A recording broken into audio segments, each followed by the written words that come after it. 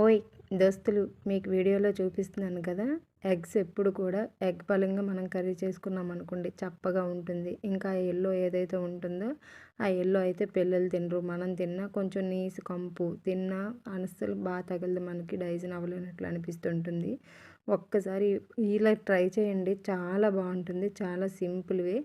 Eggs అయితే నేను 2 తీసుకున్నాను. ఆ 2 ఎగ్స్ని మొత్తం ఎల్లో అండ్ వైట్ కూడా మిక్స్ చేసుకోవాలి. మిక్స్ చేసుకున్న తర్వాత ఇలాగ కొంచెం ఆయిల్ వేసుకొని చక్కగా వేగించుకోండి, సరిపోతుంది. వితిన్ సెకండ్స్లో వేగిపోతుంది ఎగ్ అయితే. వేగిన తర్వాత మరీ డ్రైగా వేగించుకోవద్దు.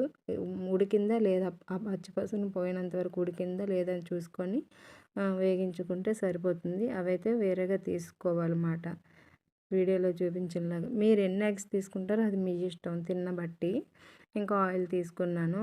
ఆయిల్ తీసుకున్న తర్వాత ఏమీ వేయలేదు, ఊరికనే మనకి గ్రేవీ ఎక్కువ మీకు కావాలి రైస్లో కలుపుకుంటాంలా అనుకుంటే మాత్రం ఒక 3 సైజు ఉల్లిపాయలు, అంటే నేను 2 గుడ్లకి ఒక మీడియం సైజు ఉల్లిపాయలు ఒక 3 తీసుకున్నాను. పచ్చిమిరపకాయలు మనం కారం తగ్గట్టుగా ఒక 2, 3 వేసుకోండి. కరివేపాకు వేసుకోండి. ఇంకా తెల్లుల్లిపాయ రెబ్బలు వేసుకోండి, సరిపోతుంది. అల్లం అయితే ఏం వేయక్కర్లేదు. తర్వాత నేను పసుపు కూడా వేసుకున్నాను. తర్వాత చికెన్ మసాలా వేసుకున్నాను. ఉల్లిపాయలు వేగిన తర్వాత ఇవి వేసుకోండి. గోల్డెన్ బ్రౌన్ కలర్ ఖచ్చితంగా ఉల్లిపాయలు రావాలి ఏ కర్రీకైనా. అదే గుర్తుపెట్టుకోండి, టేస్ట్ అనేది అక్కడే మనకి బాగుంటుంది. పచ్చిగా ఉంటే టేస్ట్ బాగుండదు అంతగా. ఇంకా 2 టమాటాలు తీసుకున్నాను.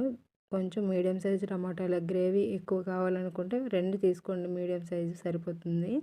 ఇంకా టమాటాలు ఎప్పుడు కూడా ఒక సైడ్కి పెట్టేసి మగ్గనిచ్చి కొంచెం సాల్ట్ వేసుకొని మగ్గనిచ్చారనుకోండి మెత్తగా అయిపోతాయి అన్నమాట. అదే కర్రీలో వేసాం అనుకోండి అవి మెత్తగా అవ్వదు, చాలా టైం పడుతుంది, గజిబిజిగా అయిపోతాయి, అంతే బాగుండదు అన్నమాట గ్రేవీ అనేది.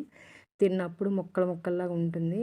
మీకు పులుపు ఇష్టం ఉంది అనుకుంటే పులుపు వేసుకోండి. అంటే నేను చింతపండు కొంచెం వేసుకున్నాను, లిటిల్ బిట్ ఆఫ్, అంటే నాకు కొంచెం పులుపుగా నచ్చుతుంది అందుకని వేసుకున్నాను. మీకు పులుపు ఇష్టం లేదనుకుంటే దాన్ని అక్కడ స్కిప్ చేసి వచ్చి ప్రాబ్లం ఏం లేదు. పులుపు వేసుకోకపోయినా టేస్ట్ అయితే అద్భుతంగా ఉంటుంది. చిన్న పులుపు వేసుకున్నాం అనుకోండి, అన్నంలా కలుపుకుంటాం కదా, కొంచెం అన్నం ఎక్కువగా తినాలి అనిపిస్తుంది ఆ పులుపు, అందుకోసమని వేసుకున్నాను.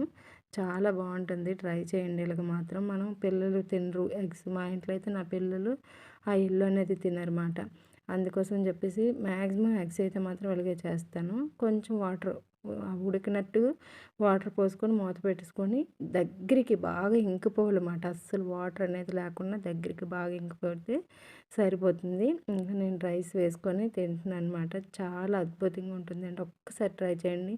నీసు కంపైనా ఏమి ఉండదు, చికెన్ తెల్లగా ఉంటుంది.